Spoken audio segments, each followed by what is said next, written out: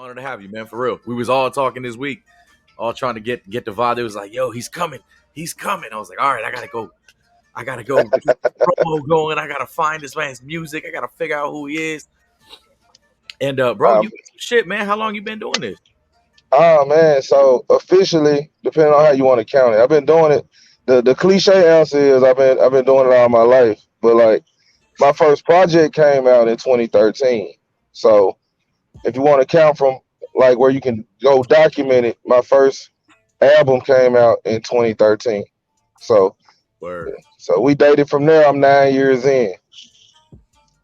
There it is. That's dope, man. That's real dope. Man.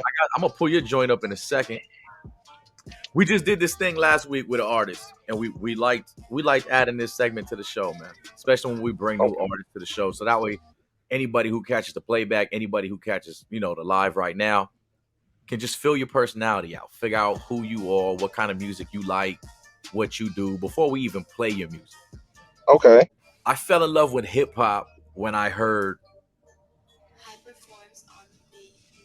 I fell in love with hip hop when I heard Twista on a treadmill freestyling. Ooh. I was probably like 8 or 9. Twista was on a treadmill, and this was way back too. Like, so it had to be on like a DVD or a tape or something, because the internet wasn't as big back then. But it was Twista, and they was talking about how fast he rapped, but you could actually pick the lines. Like, he was still lyrical, and he was doing it on a treadmill.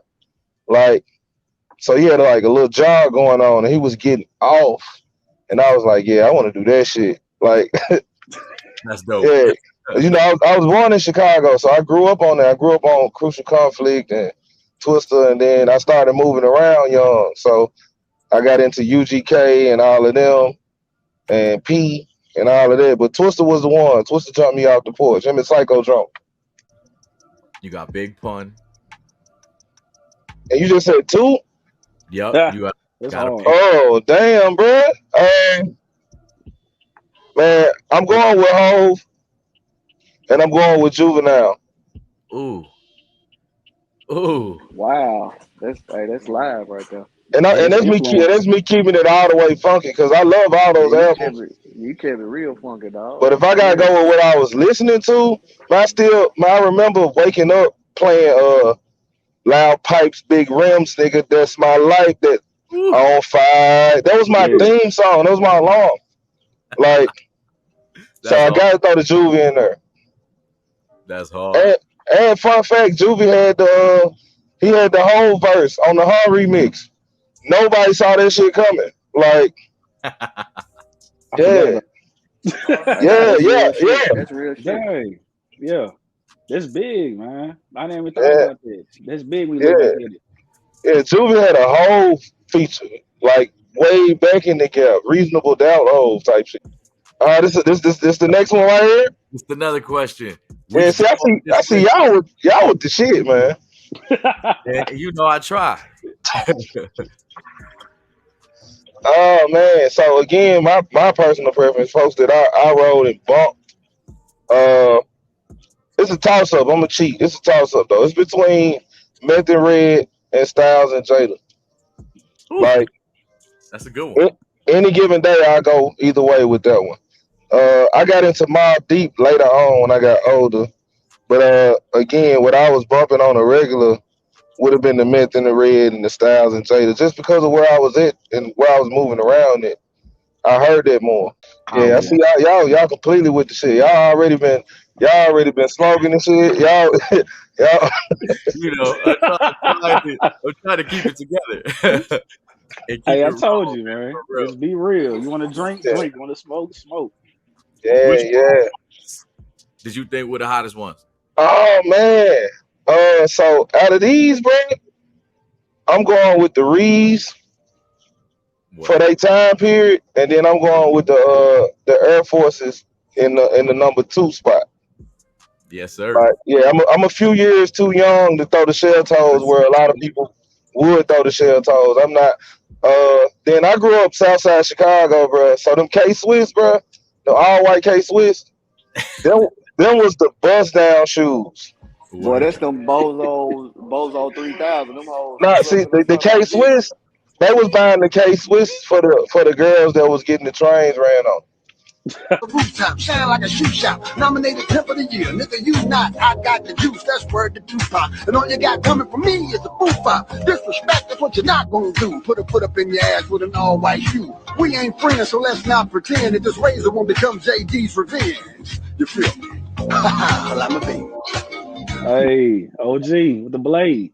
Man, the real blade, bro. Yeah, the razor. Hey, he said an all white shoe, and I immediately was like, "It's a K-Swiss." Is it the K-Swiss? Nah, it was the platform more than likely for him. Like, in case somebody else make y'all do it, but they gotta know Jay did it first though. Like I gotta pop my shit. Hey, we're gonna say, well, we can pull a Jay Discreet. You know what I'm saying? Like, oh, we gotta pull a Jay Discreet. That's what we're gonna do right there. Jay Discreet. Yeah, what's so dope about this song is like that's all facts. Yeah, I just was able to word it cool. Like the Germany reference.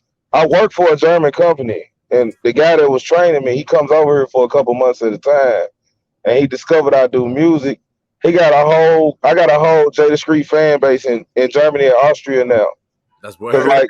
Like he been putting them on me, and like all my streaming pages, they give me my analytics, they give me all my data, so I know they really over there playing my shit. Like, you know what I'm saying? Like little stuff like that, them be cool moments when I can hear it in my verse and know I ain't just say that because it rhymed. That shit is real life right now. Facts. Man, congratulations, bro. That shit was hard. You got one because that's a bouncy one. That's real hard. If y'all haven't checked out Jay Discreet's Bandcamp, go to jaydiscreet.bandcamp.com. Check out the music. He just dropped the album called Entangled. Yeah. Some bangers on this shit. I just started fucking listening to it, and I was like, I don't even want to do it yet. I want to do it after the show because I watched the video and I was like, this is a banger. Yeah, the timing is crazy because like we already had this put together. It's a concept album, so it's one story from beginning to end. It's basically like the meeting a female, going through the whole cat and mouse thing in the beginning. Then y'all rocking together, but you know it's also from an artist standpoint. So y'all rocking together, but you ain't around enough. So she kind of decides she want to rock with something else. Freddie Gibbs, Rick Ross, Ice Cream. Yeah, Freddie working, man. Freddie's definitely working. Like, so I be watching him on the show The Bust Down on was it on Peacock? You know what I'm saying? Mm-hmm. He played the casino owner. You know what I'm saying? He got the old leisure suit on and like the baby blue, and he always looking for his lighter and shit for a cigarette he got. You know what I'm saying? So Freddie Gibbs is talented, bro. Definitely is. I heard about it. I haven't watched it yet, but yeah, I got to make a Peacock account. How you feeling? Hey, I love Benny, bro. I heard you hilarious on that joint. Motherfucking, I'm a fan, bro, of Freddie Gibbs. It's not too many people that I can say I'm a fan of, like new in the game. You know what I'm saying? I'm a Gibbs fan, bro. Gibbs is the shit. Gibbs been the shit. I've been, you know what I'm saying? When I first heard Gibb, I heard him with I think it was Schoolboy Q, and I was like, oh shit, this is hard. And then I listened to all this shit, and I fuck with Benny. You know what I'm saying? I be on the Spotify radio every once in a while. Benny can kind of get it for like 15 minutes, but after a while, I'm like, yeah, nah, Freddie does it better, and he sounds better. Hard to not fuck with Freddie. How you feeling, Jay? Freddie brought bars back, man. Like Freddie didn't have a whole lot of flash. It was like, nah, you don't get these bars. I'm gonna talk about this real shit. He did sound like Dave East, man. That shit was a banger. Yeah, that shit was Grammy. The Fuego, but I forgot. That shit, I was moving. The video was ill, man. It started with the damn little kid, you know, the little teenage boy, and then it's him as an adult. I mean, it was moving. That shit was hard. I hit a 5 for me for damn sure. Oh yeah, I'm all the way here with it. I love that. I always love that classic break beat. Like it's been done a bunch of different ways. Just the classic kick drum where if you can rap, you're supposed to be able to get off on it. Like, you know what I'm saying? You're supposed to get off on it. That's the standard. Yeah, facts. So here we go, because it is that time. Yeah, Big Crit says rappers should form a union. I'm here for it. I don't know who to, and so I think we're at a point now with all this information we have. You got artists that I know made millions of dollars off of their deals, which I didn't, but even they don't want to be where they signed to. So who do you talk to? How many people do you put together? How much money do you pay a month to unlock that information with OGs, and we all can connect? And then you be like, you know what? They're not doing right by this artist. Ain't no music coming out.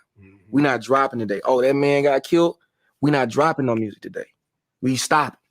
And so I think that's a narrative that is very essential in the world we live in to create some kind of mental health power, some kind of human level. Still I sign. Right. This deal, I don't know who to, and so I think we're at a point now with all this information we have. You got artists that I know made millions of dollars off of their deals, which I did. That was dope. Yeah, it's wild though. Dope. And it's yeah, it is. It's wild as hell. I think it's something that deserves to be talked about. I think that we definitely gotta understand that, first of all, motherfuckers gonna have to pay into this, and rappers ain't making no fucking money. In theory, I mean, they're getting label advances. I mean, that ain't shit. That's a loan. So they already go in owing some shit. You got your mic muted, Jay. But you already go in a debt. So you got to do that. And then I mean, there's gonna be a lot of paperwork. You know what I mean? Labels is gonna be hot. I mean, but it's a part of the business though. You know what I'm saying? But I think it's overdue. I do. Yeah. It's long overdue, bro. You know It's a conversation that's being had in all forms of entertainment where we dominate. So there's ball players that are talking about, hey, between us, we got X amount of $1 billion. We got $1 billion. Why are we not trying to build our own league for us? And we know why. It ain't easy. It ain't simple. And it's more than just the money. But the same thing that Pimp C was preaching. Pimp C was like, man, you kill him or he kill you. The label own all y'all music. They're gonna keep getting rich after y'all gone. Like, so these are things that this is a real conversation that need to be had, and it makes sense. The power is in the music. So Crit is like, hey, we ain't dropping today. I don't like what's going on right now. Ain't no music coming out until we fix this. And to keep it even a more $2, I mean, it's in the culture. The money is in the culture. It's not just the music. You see what they're doing with our fashion. You see what they're doing with everything. The music is the biggest thing that they use. We just had the Arby's Pusha T collab for the McDonald's disc, and that shit made Arby's $8 million in sales immediately. So battle rap and this joint just went corporate. Yeah, it's major. On a high level.